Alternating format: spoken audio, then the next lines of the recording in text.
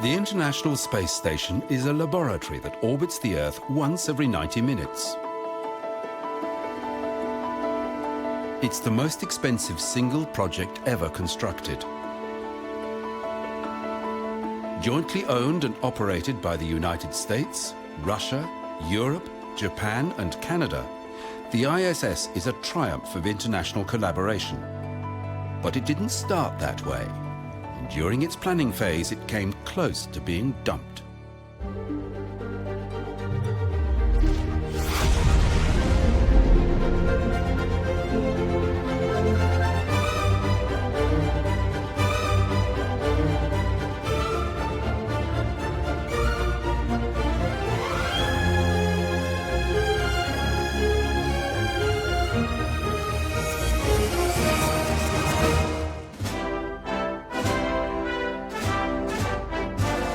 Tonight, I am directing NASA to develop a permanently manned space station and to do it within a decade.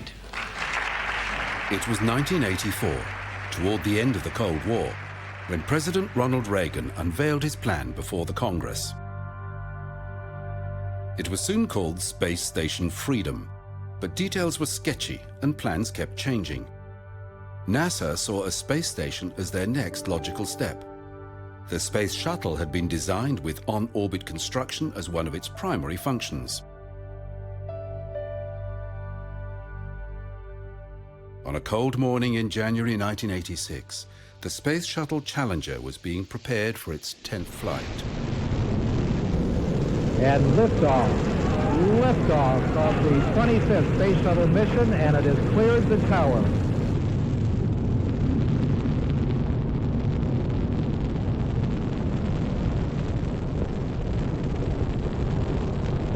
Challenger, go and throttle up. Challenger, go and throttle up.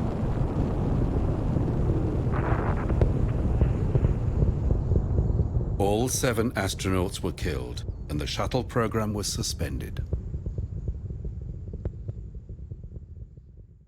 Just 1 month later, cosmonauts began occupation of Mir, the new Soviet space station. The Soviet Union had a long-standing interest in extended duration space flights with its Salyut space stations.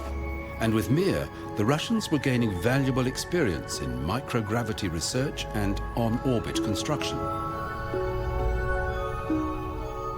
As the 80s progressed, Mir expanded using modular fabrication techniques. They began experimentation with automated docking systems. New modules were delivered by the Proton launcher with the Progress cargo ship used for resupply. NASA's shuttle fleet remained grounded, while an exhaustive inquiry was conducted, and Space Station Freedom was stuck on the drawing board.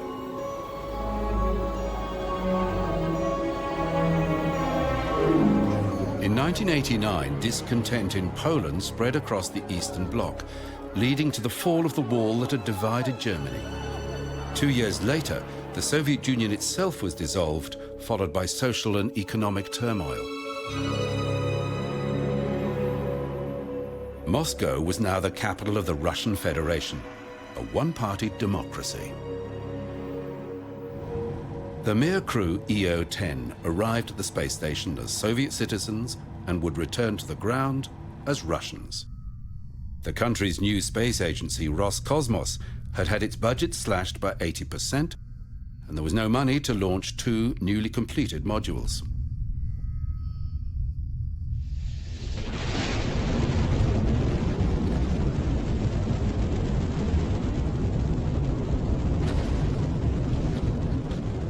In 1988, NASA had resumed shuttle flights. But with the fall of the Soviet Union, interest among US politicians in Space Station Freedom was at an all-time low. Roger, roll, Discovery. NASA now began working with Roscosmos. In the Shuttle Mir program, the Russians would benefit from an injection of badly needed funds, and the Americans would gain expertise in long-duration spaceflight.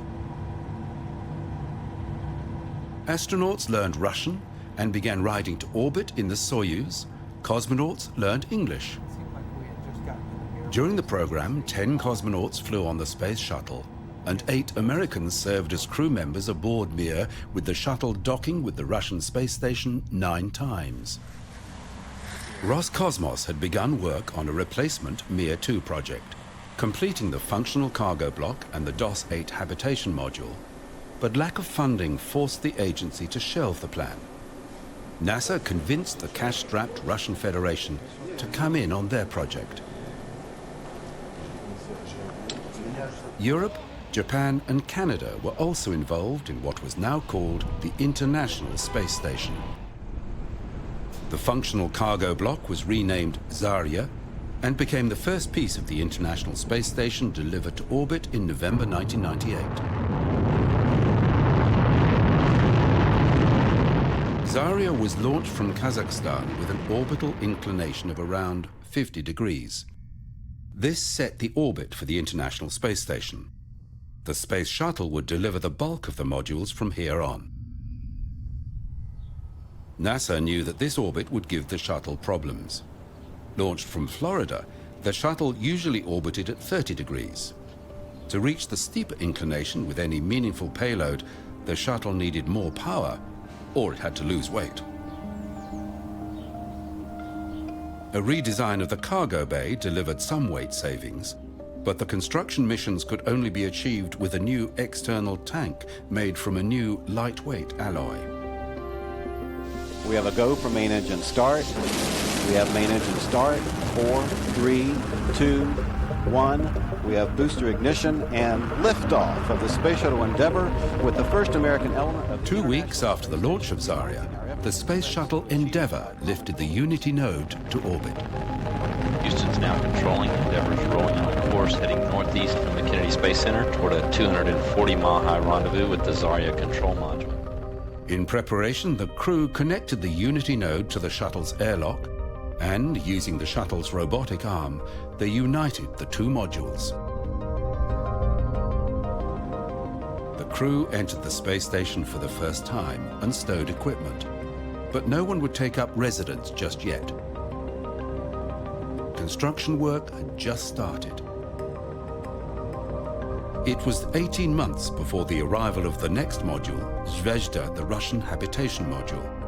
It docked automatically with the Zarya module.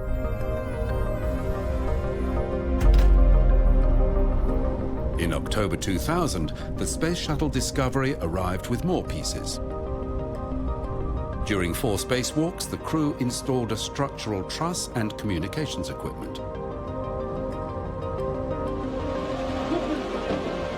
Finally, in November 2000, the first crew, Expedition 1, launched from Baikonur.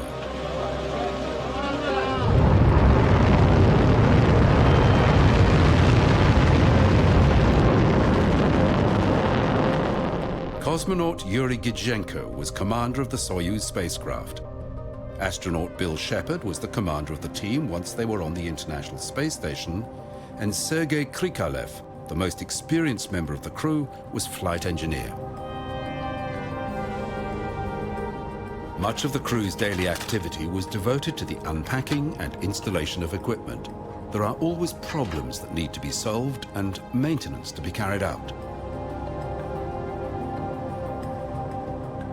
In microgravity, muscles lose tone.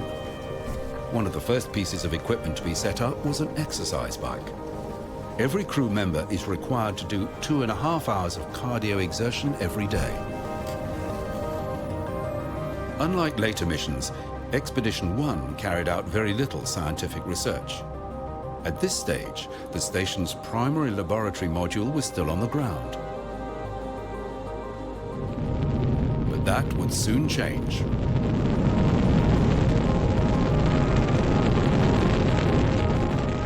The crew of the space shuttle Atlantis delivered the laboratory module called Destiny. It was a radical increase in capability for the space station. The laboratory is equipped with 13 international standard payload racks that can house a variety of different experiment modules, but at this stage they were empty. With the Destiny module and a new, much larger solar array, the International Space Station was taking shape. a precisely organized launch schedule was unfolding, and it was expected that the space station would be complete by 2006. In November of 2002, the Space Shuttle Endeavour took off, carrying the Expedition 6 crew, plus a new piece of the space station's superstructure and 2 tons of supplies. Returning to the ground, no one realized that it would be the last time a cosmonaut would fly on the shuttle, and that construction work on the ISS would be suspended for more than 2 years. Columbia, Houston, comm check. When the Space Shuttle Columbia broke up during re-entry to the Earth's atmosphere, all remaining shuttles were grounded. Columbia, Houston, UHF, comm check. 81 seconds after launch, foam insulation separating from the external tank had damaged the left wing, and from that point, Columbia was doomed. The investigation board had no confidence that the entire space shuttle fleet could be safely operated for more than a few years, calling the shuttle an aging spacecraft. With shuttle flights suspended, construction work on the International Space Station stopped. Replacement crews were cut to 2 members. The Russian Progress freighter was the only method of delivering supplies to the ISS, and all crew rotations used the Soyuz spacecraft. Принято 30 секунд, на борту порядок. Главное, подъем. What started out as America's space station freedom was now completely reliant upon Russian technology. It would be more than 3 years before construction work on the space station recommenced. In 2004, US President George Bush made a speech to an assembled group of NASA administrators. Our first goal is to complete the International Space Station by 2010. In 2010, the Space Shuttle, after nearly 30 years of duty, will be retired from service. The Space Shuttle would be restricted to work on the International Space Station, where the crew could await rescue if their craft sustained damage. Scientific work was cut to a minimum, with the small crews preoccupied with station maintenance. Fabrication work on the modules continued on the ground. The Space Shuttle Discovery made the return to flight mission in 2005. Before docking with the International Space Station, it performed the rendezvous pitch maneuver, allowing the ISS crew to inspect the craft for damage. It delivered supplies and equipment and returned safely to the ground. Atlantis arrived 14 months later, and after a break of almost 4 years, construction work began again. In what became known to NASA astronauts as the Wall of EVA, that's extravehicular activity, it took 14 more shuttle assembly flights to bring the ISS to its current configuration. If just one of the installation spacewalks was to fail, it could threaten the entire project. The schedule was relentless because the shuttle's days were numbered. Training for these assembly missions was intense. NASA's Neutral Buoyancy Laboratory was rigged with a mock-up of the ISS, so astronauts could experience something akin to weightlessness while they practiced. In July 2011, Atlantis flew to the ISS on what was the final flight of the shuttle fleet. The International Space Station was essentially complete, although it continues to be reconfigured and new pieces can still be added. Its 16 pressurized modules have a volume equivalent to a 5-room house, including laboratories, storage spaces, and habitation areas. Power comes from 8 solar array wings, which track the sun. When the ISS enters the Earth's shadow, the solar wings enter night glider mode, where they are angled edge-on to the orbital direction. Though the ISS orbits 400 kilometers above the Earth's surface, There is enough thin atmosphere at that height to present drag. Night glider mode reduces this drag and minimizes orbital decay. Supplies of water, oxygen, food and equipment are regularly delivered by unmanned cargo craft. Most frequent of these has been the Russian Progress, which is similar in appearance to the Soyuz. It docks by itself using the automated Kurs system. It can also be docked manually if the need should arise. Like the Soyuz capsule, the Progress freighter will remain docked long-term. As well as delivering supplies, it can boost the station's orbit, or it can transfer fuel for the station's thrusters. Ultimately, filled with garbage, it undocks to burn up in the atmosphere. The Japanese space agency, JAXA, currently operates the largest cargo craft that still visits the ISS. To dock with the space station, it approaches in stages until it's close enough to be grabbed by the robotic arm and connected to one of the berths on the Harmony node. It has a pressurized zone that can be unloaded by hand, and there's an unpressurized area, accessed by the robotic arm, for cargo to be stored on pallets outside. With the demise of the space shuttle, NASA has turned to the private sector to fulfill its resupply commitments. The Cygnus freighter first visited the ISS in 2014. The SpaceX Dragon cargo craft first delivered supplies to the ISS in 2012. It is different from the other cargo craft in that it can return significant loads back to the ground. Experimental materials from the ISS can be in an Earth-based laboratory within 2 days of leaving low Earth orbit. SpaceX is developing a Dragon capable of carrying astronauts to low Earth orbit.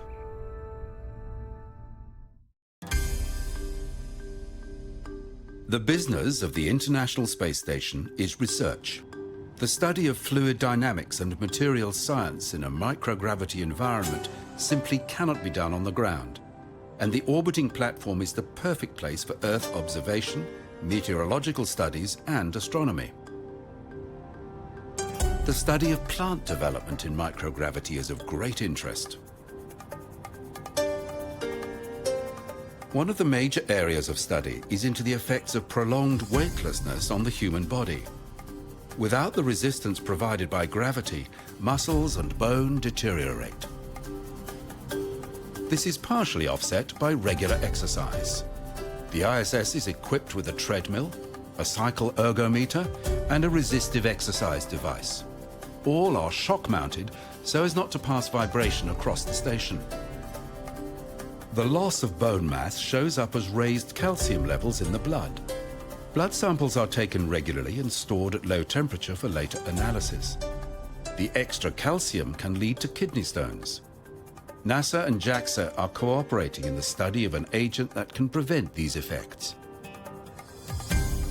Most astronauts on long-term missions complain about deterioration in their vision, which can persist for years after a flight. Distinct changes to the eye have been detected, and ultrasound examinations of the eyes are done regularly.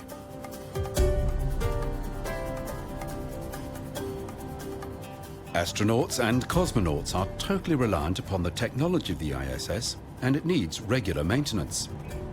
In August 2018, a small but steady drop in air pressure was noticed. It was traced to the Soyuz MS-9 capsule. A 2mm hole appeared to have been deliberately drilled, and nasty rumors about sabotage began to spread. Cosmonaut Sergei Prokopyev made a recording from the Soyuz to show the repairs and to quash stories about poor morale on the space station. As you see, everything is calm. We're living in harmony as always, and all the experiments are going to plan. Later, it was decided that a spacewalk to cut away some of the external insulation from the Soyuz above the hull might deliver more clues about how the hull could have been made. Because the Soyuz capsule is not designed for external maintenance and lacks handrails, it was a challenging job for the cosmonauts. It was difficult slicing through the 8 layers of the thermal blanket used to stabilize internal temperatures on the spacecraft. From the inside, it appeared that the hole had been repaired with glue, which gave out after the Soyuz had docked with the ISS. It was thought that analysis of the glue would shed more light on the mystery. Because the hole was in the habitation module, it was no threat to the craft's safe return. The blanket, which was left in a mess, is also not required during re-entry. Now I see it, Moscow. Russian cosmonaut Sergei Prokopyev, European astronaut Alexander Gerst, and American astronaut Serena Agnon-Chancellor had flown up on this spacecraft and would be returning home on it. Cut the visible portion. When maintenance or repair work has to be done outside the ISS on NASA, ESA or JAXA modules, the crew members with the required expertise have training in the use of the American spacesuit, known as the EMU. Some crew members have training on the EMU and the Russian all-land spacesuit. Those with experience in both say that the American suit is more flexible and comfortable, yet it is very complex and takes a very long time to put on. By contrast, the Russian suit is simple to put on and is designed to be easily serviced by cosmonauts. Even the smallest equipment malfunction can be life-threatening. When ESA astronaut Luca Parmitano was installing cables outside the ISS, water started leaking into his helmet. I feel a lot of water on the back of my head, but I don't think it's leaked from my back. Are you sweating? You working hard? I am sweating, but it feels like a lot of water. Mission Control called him back inside, but by the time he had reached the airlock, he couldn't see and he couldn't hear. His colleagues quickly got him inside and removed his helmet, along with more than a liter of water. Later, the empty suit was powered up and the fault was obvious. The water was leaking from the suit's cooling system. A report blamed Mission Control, who assumed that the water was coming from the in-suit drinking water bag. A crew will typically stay in orbit for around 6 months. The arrival of a new crew means that for 3 other crew members, their stay is coming to an end. They board the same Soyuz craft in which they traveled to orbit for the return to the surface. Undocking of the capsule is precisely timed. It separates initially by the spring mechanism in the docking interface. Only at a safe distance from the ISS will the Soyuz make the first of its separation burns to avoid contaminating the space station. At a point in the orbit opposite to their intended landing area, the retroburn happens, slowing the craft for its descent into the atmosphere.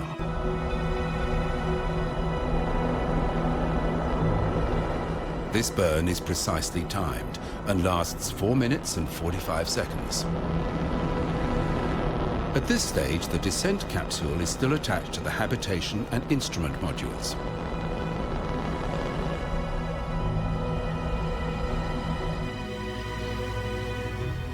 In Kazakhstan, a fleet of ground vehicles are heading for the landing zone. Medical teams and recovery personnel from Roscosmos, NASA and ESA are also in the air. Explosive bolts fire to separate the 3 parts of the Soyuz.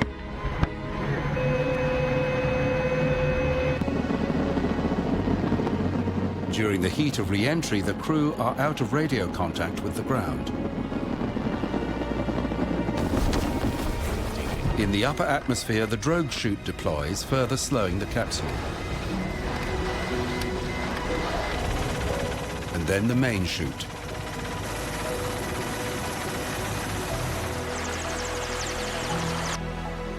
On the ground, the crew are lifted from the capsule. They're experiencing gravity for the first time in months, and it will take them months to return to normal.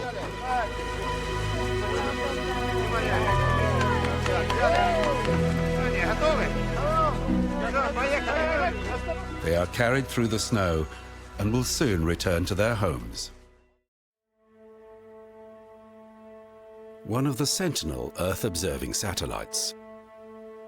They occupy low Earth orbits that take them over the poles. In similar orbits, the swarm satellites monitor changes in the Earth's magnetic field.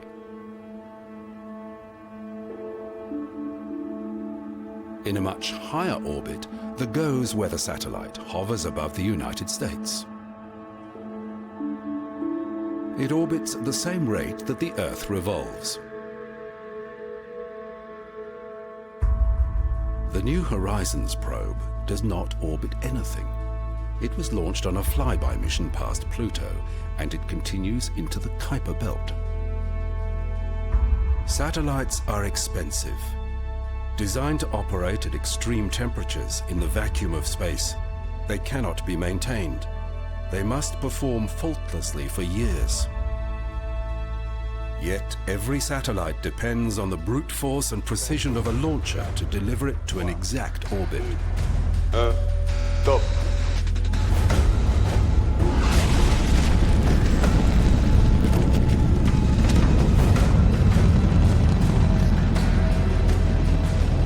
Launchers are expensive too.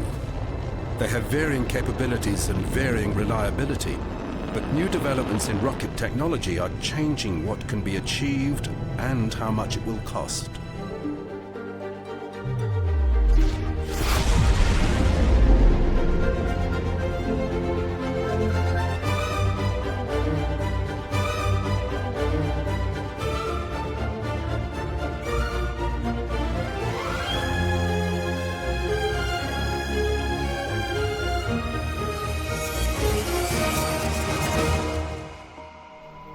The days of giant state-owned corporations launching their own satellites are over.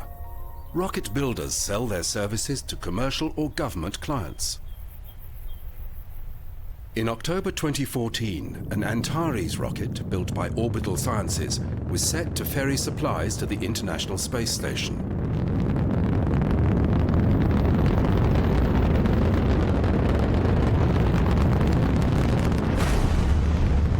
The launchers are generally reliable, but space is difficult. There is still a 7% failure rate. This fundamental step of leaving the Earth's surface relies on a small group of international companies that build heavy-lift rockets. The most iconic booster in operation today is the Russian Soyuz. It's not the biggest or most powerful launcher, but its history stretches back to the earliest days of space exploration. Variants of the Soyuz launcher have been in continuous production since 1957, and they have made more than 1,800 trips to orbit.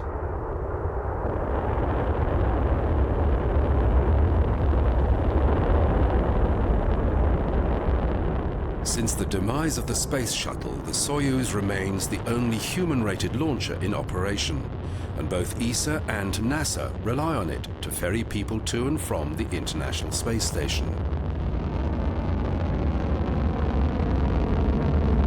It is a direct descendant of the Vostok launcher that sent the first man into space.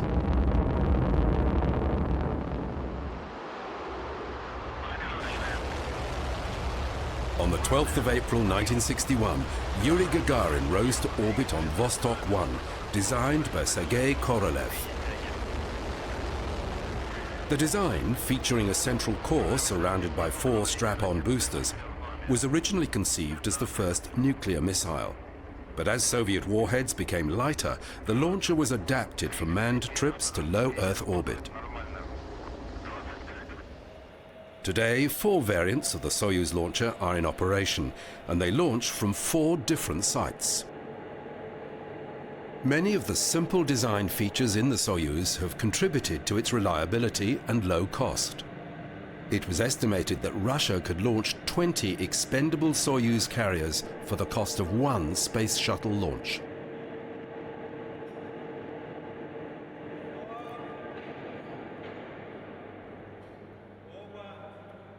Though the basic layout of the Soyuz is still recognizable after 60 years, it has evolved. The design has seen several generations of engine upgrade, with the guidance system continually being refined. Final assembly at the launch site sees the 4 distinctive boosters flanking the central core attached first. In Russian, they're known as carrots. Each booster and the core have one rocket motor discharging through 4 main fixed chambers. For guidance, the boosters have 2 additional small swiveling nozzles on their outer edges, while the core has 4 guidance nozzles. With the boosters and central core united, the assembly is now lifted onto its specially adapted railway truck. At this stage, it weighs just over 20 tons. When it's fueled, it will be more than 250 tons. The 4 boosters are known as the first stage. Even though they ignite at the same time as the central core, that's known as the second stage. Then, if the assembly is taking place in Russia or Kazakhstan, the third stage and the payload are fitted. This is the gamma-ray astronomy satellite Mikhailo Lomonosov, being prepared for the first launch from Russia's new cosmodrome at Vostochny in Siberia.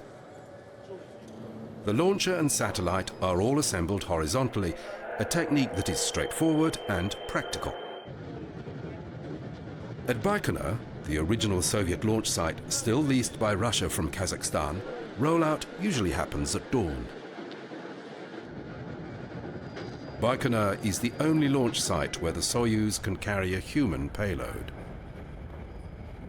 All of the Soviet Union's history-making flights started from the Baikonur Cosmodrome. The area's sparse population was one of the main reasons the Kazakhstan location was chosen. The rocket is delicately moved towards the firing ring, where it will be held in place by the 4 tulip petal arms. It takes about 1 hour to bring the launch vehicle to the vertical.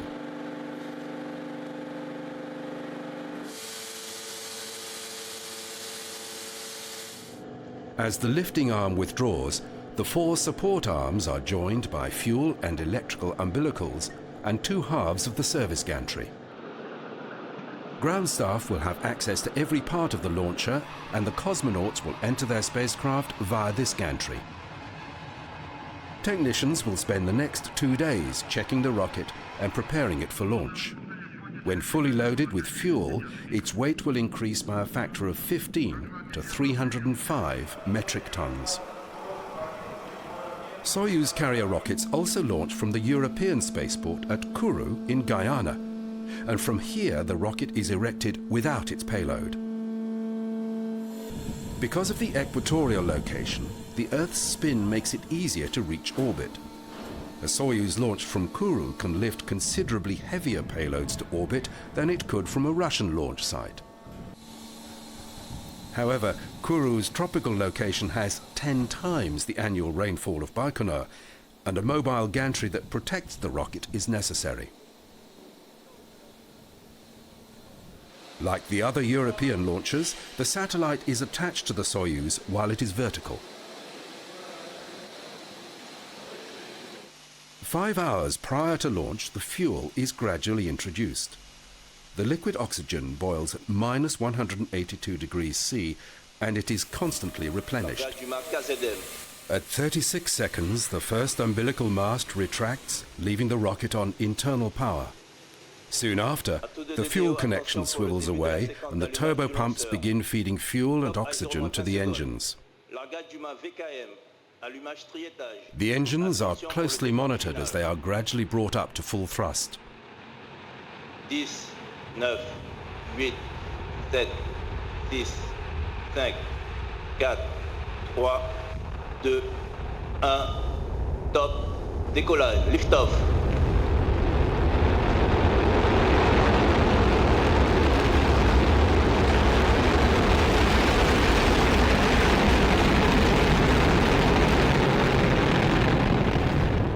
A guidance maintenance computer in the third stage maintains the launcher's attitude via the vernier nozzles around the first and second stage chambers. Near the 2-minute mark, the boosters shut down and are jettisoned. At 85 kilometers, the payload fairing splits and falls away. 5 minutes after liftoff, and at a height of 169 kilometers, the third stage takes over to accelerate the satellite and its upper stage to escape velocity. Less than 10 minutes after launch, the upper stage guides the satellite to its designated orbit, while the rest of the launcher falls back to Earth.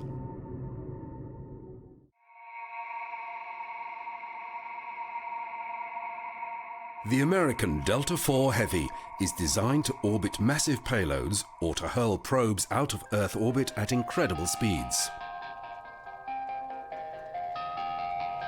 When it first flew in 2004, it had the greatest lifting capability available.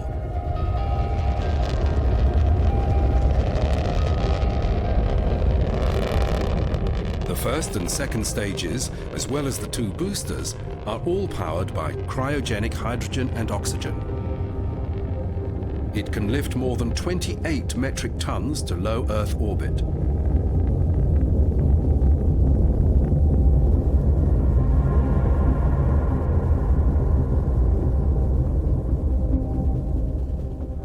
The Delta IV Heavy is made by the United Launch Alliance, a collaboration between Lockheed Martin and Boeing. It was designed to meet US military requirements. It has launched 2 NASA missions, but its other 8 launches have been classified reconnaissance satellites. Services have not been sold to commercial clients.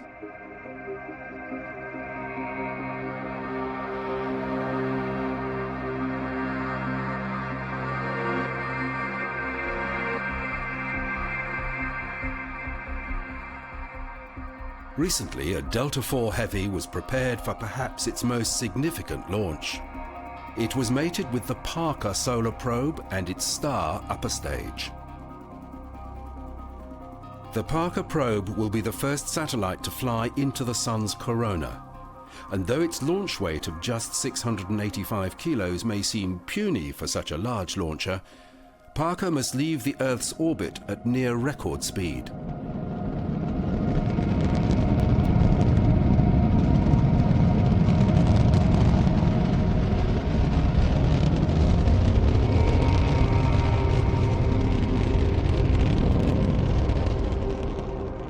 After a brief period in a parking orbit, the second stage reignited to break the bonds of Earth's gravity.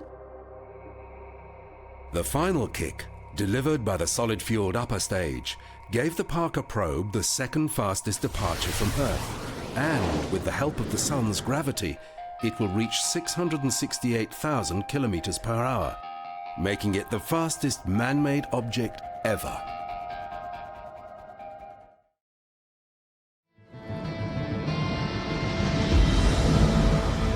In 2001, SpaceX founder Elon Musk hatched a scheme to establish a greenhouse on Mars and began trying to buy a Russian launch system. The space industry laughed, but they're not laughing now. Because he couldn't buy a rocket, he built his own. Musk knew American launches were too expensive, and a little research convinced him he could undercut the established aerospace giants. In design and manufacture, SpaceX focused on simplicity and reliability, with a view to keeping costs down. The Falcon 9 rocket and the Dragon spacecraft packed the science and supplies for the International Space Station, humanity's home in low Earth orbit. In 2012, SpaceX flew the first commercial resupply mission to the International Space Station.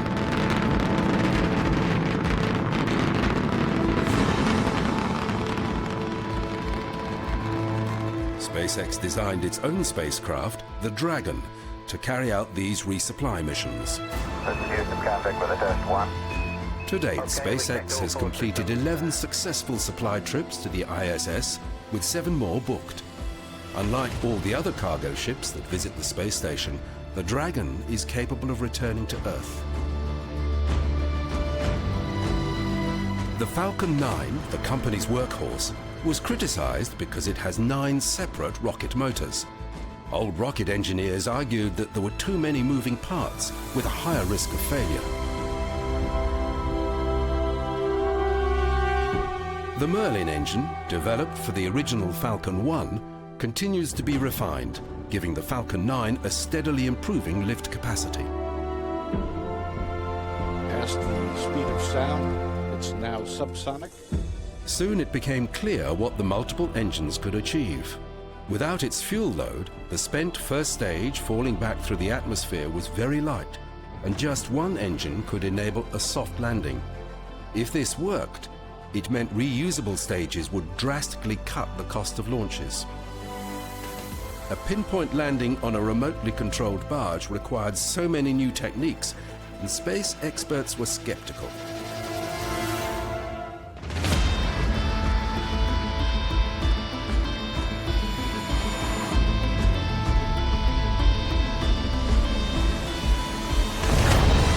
A landing leg had collapsed and was redesigned.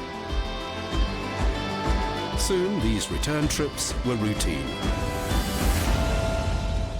Though landing capability reduced the maximum payload by 30%, it also drastically reduced launch fees.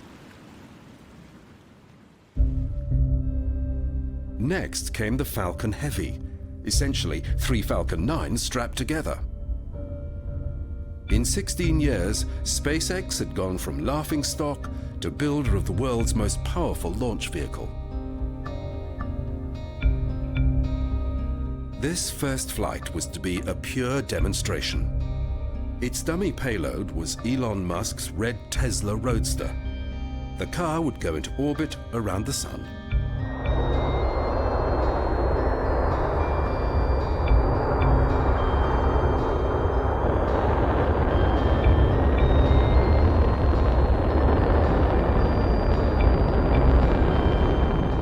The plan called for the 2 boosters to land back at Cape Canaveral. The central core would return to a barge at sea. Potential customers were watching the demonstration closely, and crowds who gather along the Florida coast to see a launch now wait to watch boosters returning.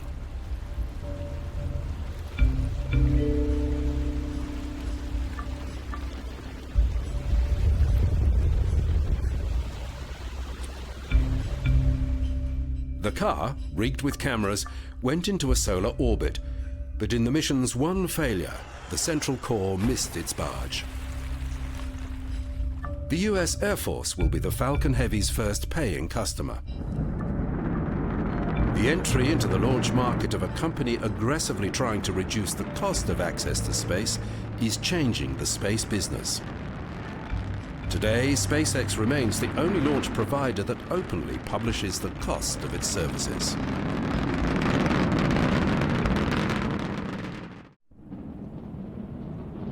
The Ariane 5 is the European Space Agency's heavy lift rocket. It features a liquid oxygen, liquid hydrogen first stage, flanked by 2 solid fuel boosters. Though the Ariane 5 is not the most powerful launcher, it holds the record for heaviest payload to geosynchronous transfer orbit. The equatorial launch site in Guyana makes orbits of low inclination easier to achieve and is an attractive feature for paying clients. The Ariane 5 ECA is the 5th and final version of the 5 series, which will soon be replaced by the Ariane 6.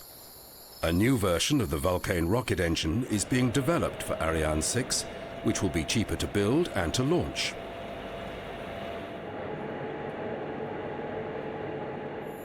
New facilities are being constructed for the Ariane 6 at the Kourou spaceport, including a new vehicle assembly building which will see a change from vertical to horizontal integration. But the Ariane 5 still has much to do. 18 launches are scheduled before its replacement begins flight testing.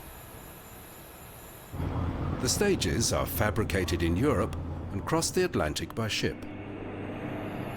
At the launch site, the central stage is raised to the vertical. Slightly more than 30 meters long, the core stage is essentially a fuel tank divided into two compartments with a rocket engine at its base. Each solid fuel booster arrives on its table in an upright position and preloaded with propellant. The upper stage, that will on this mission deliver 4 Galileo navigation satellites to their target orbits, is fitted.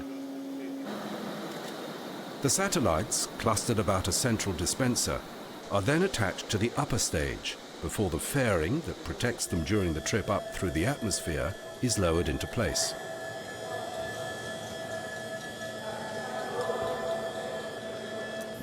The Ariane, on top of the launch platform, begins its journey at a snail's pace. The Ariane 5 is operated by Arianespace, who have launched more than half the commercial satellites in operation today. Russia's heavy-lift Proton launcher started its life in 1965. It was originally designed to carry a 100-megaton thermonuclear weapon to targets in the US. It was never deployed as a missile, instead evolving into a successful heavy launcher. It delivered several modules to the International Space Station, and one of its recent high-profile successes was the launch of the first ExoMars probe. But the Proton has not been without its problems. Developed during the Soviet era, its manufacturer Krunichev was reliant on the Ukraine for key components. And when launched from Baikonur, the Kazakh government was not keen on the extremely toxic hypergolic fuel it used. There are claims that acid rain falls after some launches, and that parts of Russia and Kazakhstan are being poisoned by the unsymmetrical dimethyl hydrazine that powers the Proton. At Baikonur in July 2013, a Proton M was set to launch 3 Russian GLONASS navigation satellites.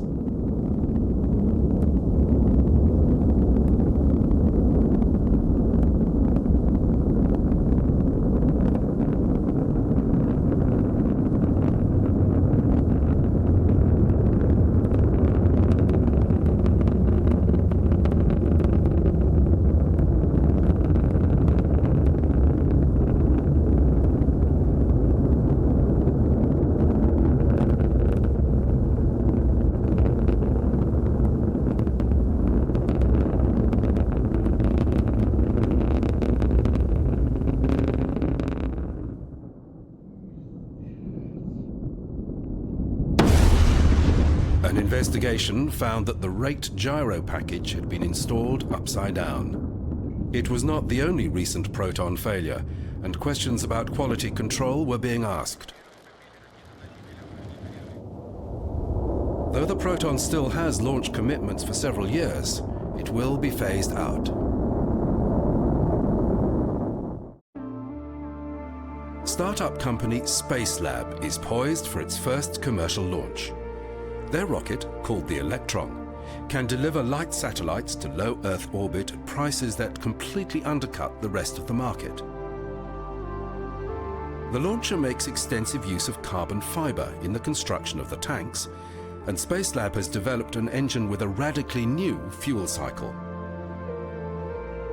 Named after physicist Ernest Rutherford, the engine is largely constructed with 3D printing techniques.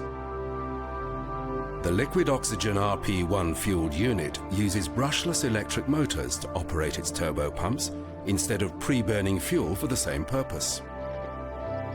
The batteries powering the process add weight, but they save on fuel and give engineers finer control when throttling the engine.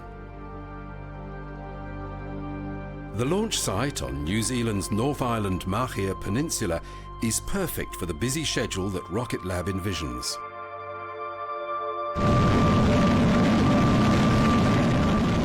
With the advent of microsatellites, smaller carriers like the Electron are becoming an attractive launcher for a new area of the launch market.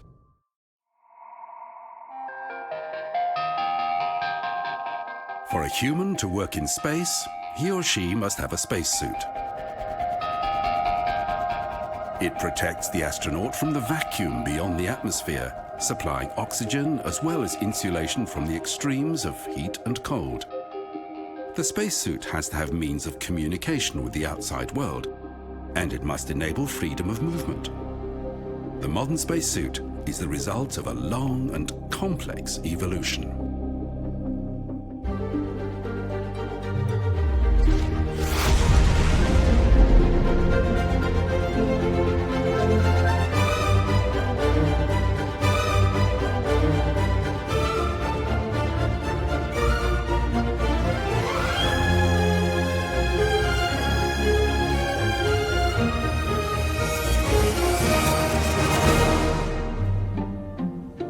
Long before humans had traveled to space, aviators wanted to fly at heights that could not support life. In 1932, Auguste Piccard flew above 16,000 meters in a helium-filled balloon.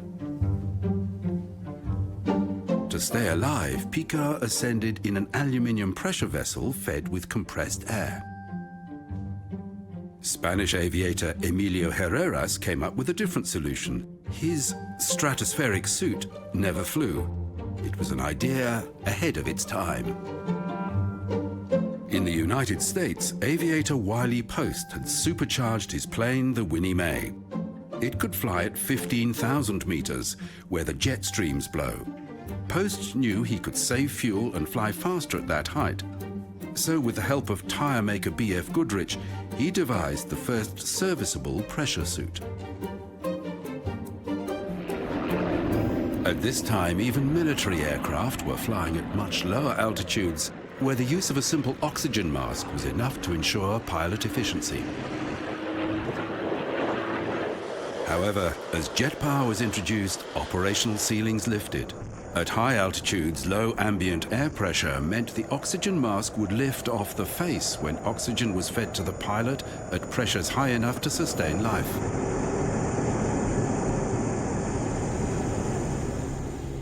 When bombers like the B-36 began long-duration missions at high altitudes, they adopted pressurized crew compartments. Yet the pressure suit, with a fully enclosed helmet, was necessary as sudden cabin depressurization could be lethal. In the 1950s, partial pressure suits became common. They had inflatable capstans that stopped blood draining to the legs under heavy G-forces, avoiding blackouts. Air crews hated them, but figures showed they functioned more effectively when wearing them. In 1955, a unique American spy plane made its first flight. The following year, the U-2 began reconnaissance missions over the Soviet Union. Flying at 21,000 meters, it was beyond the range of Soviet radar, and neither jet fighters nor missiles could reach it. Pilots flying the U-2 wore a new partial pressure suit, the MC-3. Rather than save a pilot's life in case of sudden depressurization, this suit was designed to be under pressure throughout the mission. Without it, the pilot's blood would boil. As missile technology developed, it appeared that human beings would be dispensed with as a weak link, not able to cope with conditions imposed by the technology.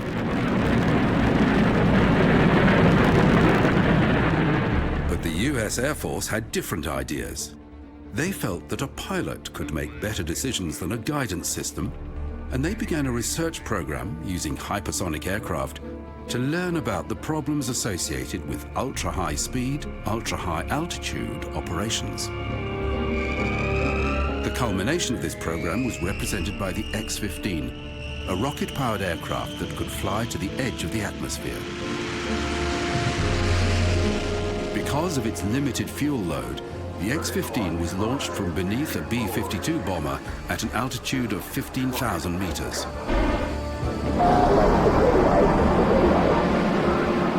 The cabin of the X-15 was pressurized with nitrogen to reduce the risk of fire.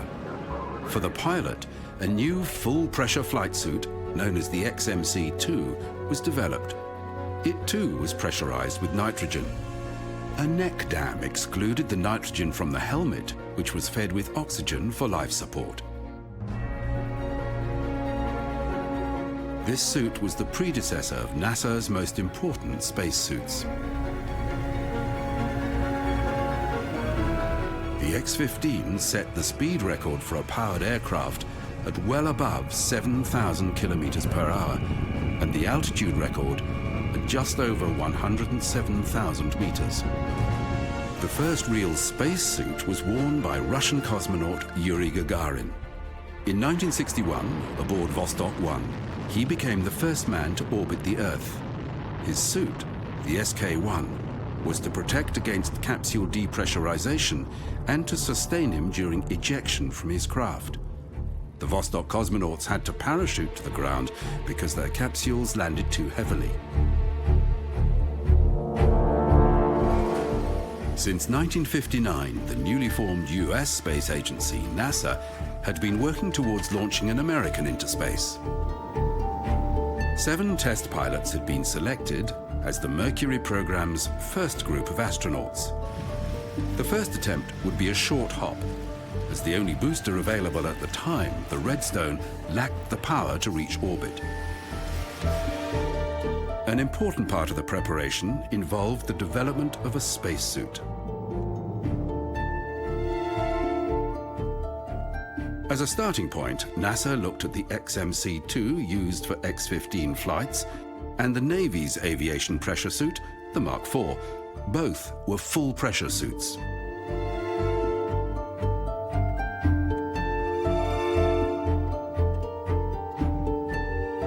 NASA decided that the Mark IV suit, worn here by Alan Shepard, was lighter and could be more easily modified for spaceflight. The boot leather and the suit's grey outer covering would be replaced by aluminized nylon for greater thermal control, and the helmet's rubber diaphragm surrounding the face was eliminated, with oxygen now entering via a hose at the waist to help cool the suit.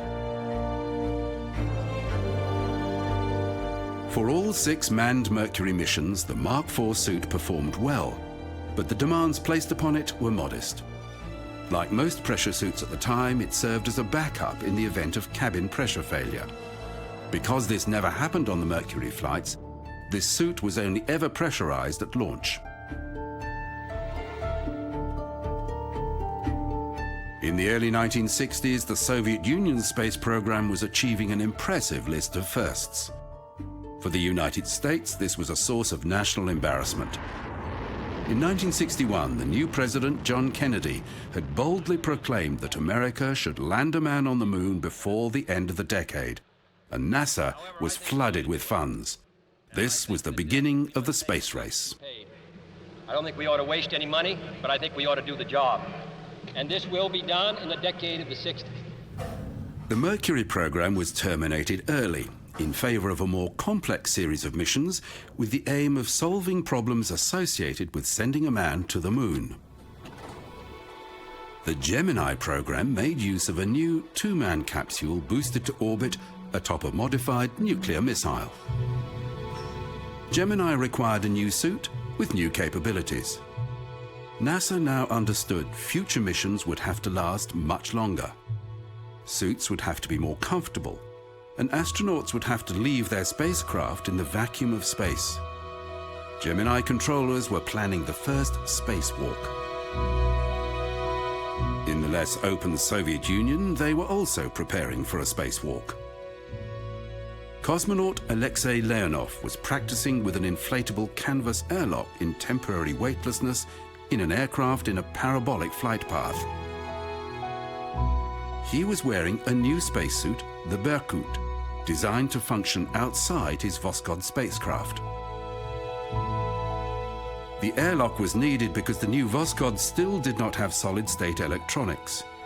Its thermionic valves needed air cooling so the capsule could not be evacuated.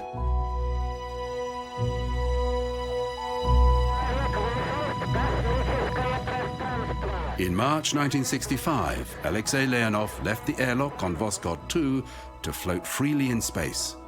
It was another first for the Soviet Union. Soon, his Berkut spacesuit began ballooning to such an extent that Leonov could not reach his camera's shutter release, positioned on his leg. It was not until after the fall of the Soviet Union that the full story became known. The Berkut spacesuit had expanded so much that Leonov could not get back inside. Only by venting his spacesuit could the cosmonaut regain entry to the Voskhod capsule. Back at NASA, they heard that Leonov's spacewalk had been a resounding success, but they felt the Gemini program was catching up. In June 1965, astronauts Jim McDivitt and Ed White were preparing for the world's second spacewalk.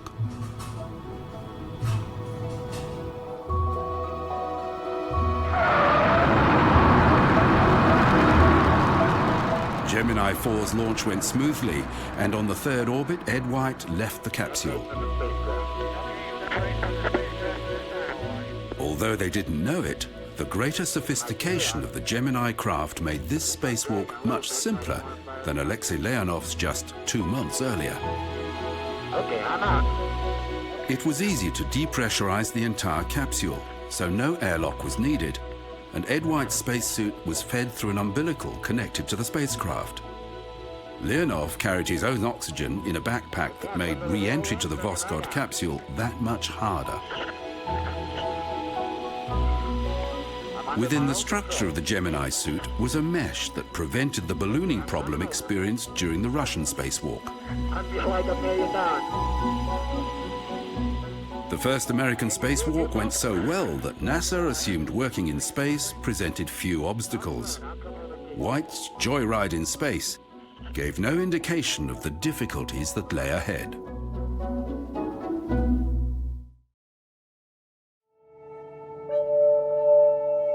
The Gemini program had a number of goals, and in December 1965, Gemini 6A and Gemini 7 achieved 2 of them: rendezvous and long-duration flight. The crew of Gemini 7 remained in orbit for 14 days. Mission planners knew that staying in a spacesuit for 2 weeks would be a challenge, so a new version of the G3C spacesuit, called the G5C, was worn by the Gemini 7 astronauts. It replaced the pressure helmet with a zippered hood, and Frank Borman and Jim Lovell became the first people to remove their spacesuits in flight. New technologies were being pioneered in the Gemini spacecraft, and problems with the new systems often meant Gemini flights were only partially successful. The capsule had to be capable of far more complex maneuvers than its predecessor, and longer duration missions required fuel cell technology for electric power. In March 1966, Gemini 8 had successfully rendezvoused and then docked with the target vehicle. But a thruster problem sent the linked craft into a spin. The mission was immediately terminated. The scheduled spacewalk did not take place, and the craft landed in the Pacific, half a world away from the planned landing area. 3 months later, Gemini 9 could not dock because its target vehicle's fairing had not been jettisoned. The scheduled spacewalk went disastrously wrong. When Gene Cernan inflated his suit, it did not want to bend. Exhaustion and a fogging space helmet saw Cernan called back inside. He was overheating. Training for a spacewalk was limited to brief periods of weightlessness in an aircraft, or being suspended in a special jig that moved via an air suspension system across a smooth floor. Neither provided anything like the real thing. Engineers had realized that the current generation of spacesuit worked well sitting in a spacecraft, but when doing strenuous work, its air cooling system was inadequate. New designs were already in train. The next 2 Gemini flights both failed to demonstrate that an astronaut in a spacesuit could do meaningful work in space. Before the final Gemini flight, a new training simulation was tried. A mock-up of the Gemini craft docked to an Agena target vehicle was built in the McDonough School indoor pool. An approximation of the true weightless environment, It allowed astronaut Buzz Aldrin to train for extended periods. Handholds were fitted to the outside of the spacecraft, and the extravehicular work assignments on Gemini 12 were a complete success. It gave NASA planners the confidence to move to the Apollo program and the final stages in America's progress to its moon landing.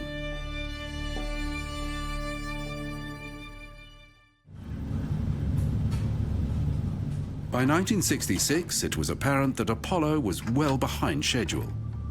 The first manned flight of the program had been delayed by almost a year because of developmental problems with the Apollo spacecraft. NASA was rushing to meet the 1969 moon landing deadline set by President Kennedy, and privately some in the astronaut corps felt that the hurry was not good for the development of a new capsule.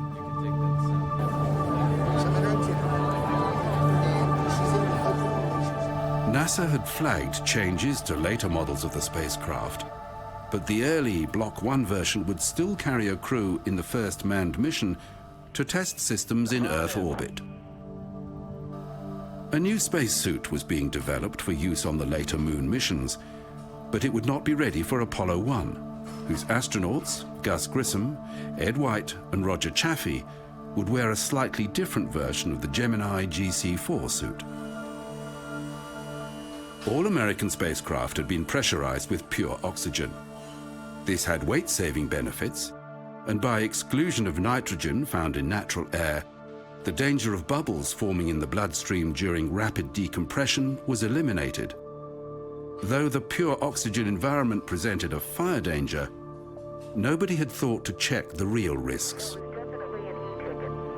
In January 1967, less than a month before the scheduled launch date, the Apollo 1 crew were in their capsule under simulated launch conditions, with the craft being tested under its own power. A spark triggered a fire, and in seconds the crew were dead. The inquiry into the fire found the astronauts had died of asphyxiation from carbon monoxide. Both the spacesuits and the cabin made extensive use of combustible materials. For the program to continue, everything would have to be redesigned. Research into the problems associated with a spacesuit that could be used on the moon had been going on since 1962. The new suit had to be rugged. Designers were still not sure what the lunar surface would present. All previous suits had been fed with oxygen and power from an external source. The moon suit had to be self-contained, and the backpack supplying life support presented problems. The backpack's dimensions and weight were determined by extensive testing, and designers of the life support, battery and communication systems worked within strict parameters. After the Apollo 1 tragedy, flammable components had been removed, and an outer layer of beta cloth, of woven silica fiber coated with Teflon, was added. Many different ways of simulating the moon's 1/6 gravity were trialed. Finally, the A7L suit emerged. Beneath the outer layer, a tight-fitting suit with elbow, wrist, and knee joints of a bellows-like structure that maintained equal volume when bent, allowed freedom of movement absent in previous suits. Beneath the pressure suit, a light, open-weave layer was networked with fine tubes circulating cooling water. This carried away excess body heat that earlier air-cooled suits had not coped with. The pressure suit and the outer protective layer were joined together, with the inner cooling garment remaining separate. On Earth, the whole suit weighed 35 kilograms, with the backpack a further 60 kilograms. It was the A7L that went to the moon with the first 3 successful Apollo lunar missions, and it performed flawlessly. It continued to evolve as subsequent missions became more demanding. The moon suit was robust, and Apollo astronauts had complete confidence in it. No lunar mission ever had a problem with the spacesuit.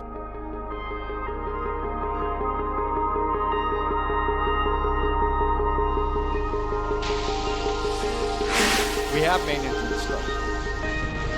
With the arrival of the space shuttle, NASA was expecting to do serious work in orbit, and it needed a new spacesuit. The Extravehicular Mobility Unit, or EMU, is a direct descendant of the Apollo A7L. Its main difference is the rigid upper torso. Because they are used in a weightless environment, the new suits could be heavier than the Apollo suit, which operated in lunar gravity. The EMU is not custom-tailored for each user. Components are made in a range of sizes and are interchangeable. Parts are intended to have a useful life of around 15 years. With the shuttle, NASA envisioned servicing satellites in low Earth orbit, but first it had to learn how to do simple tasks. New technologies were combined with the spacesuit.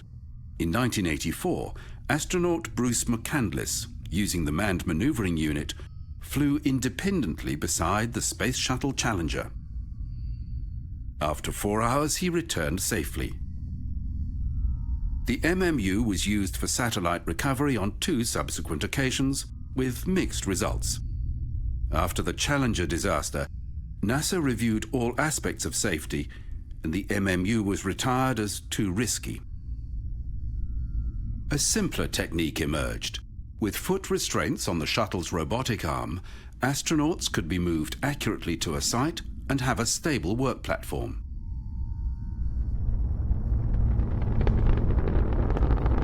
In 1990, the Hubble Space Telescope was launched. Unlike other satellites, Hubble was designed to be visited by the Space Shuttle for regular maintenance and upgrades. Over a 16-year span, there were 5 servicing missions to the telescope, the first being to fix an error in its manufacture. Is a game-ending activity. Each servicing mission called for long and complex spacewalks. The EVAs were all thoroughly rehearsed in NASA's Neutral Buoyancy Laboratory. The astronauts are weighted so that they neither rise nor sink, and all the large components that they handle are similarly neutral. Astronauts still have the perception of up and down in neutral buoyancy, unlike in weightlessness. In 1998, work commenced on the International Space Station, a collaboration between the US, Russia, Europe, Japan, and Canada. This was the type of project for which the Space Shuttle had been designed, and the expertise that NASA's astronaut corps had gained was to be put to use for on-orbit construction. As the space station grew, the EMU spacesuit was refined. Increased battery capacity was added so that small heaters in the gloves could keep astronauts' fingers warm during passages through the Earth's shadow. A new safety system was added to the EMU suits. Called SAFER, the Simplified Maneuvering System is designed for emergencies in the rare event that a spacewalker becomes untethered from the space station. It was first tested in 1994, but it has never been used for an actual emergency. With the completion of the ISS in 2011, the Space Shuttle was retired. This meant sole access to the orbiting laboratory was via the Russian Soyuz spacecraft. Cosmonauts and astronauts wear the Russian Sokol flight suit during trips to and from orbit. For maintenance and repair sorties outside the ISS, crew will wear either the EMU or the Russian Orlan spacesuit. Many of the Europeans on board have training in the use of both. The Orlan spacesuit is very practical, designed to be serviced on the space station. It has a rigid torso, with the helmet and visor joined to the suit, and access is via a rear hatch. Cosmonauts wear a water-cooled undergarment similar to the American suit. Unlike the American suit, the Orlan can be put on in just 5 minutes. In the MKS, the latest version of the Orlan, a cosmonaut can safely remain outside for 7 hours. And finally, NASA is working on a new generation suit to meet its future needs. Called the PXS for Prototype Exploration Suit, it also features a rear entry hatch. The PXS has a more advanced life support system and is lighter. A different version, called the Z2, is being developed for use on the surface of Mars. It allows a greater range of movement, and its life support system will take less time to recharge, although neither suit has yet been used in conjunction with its life support backpack.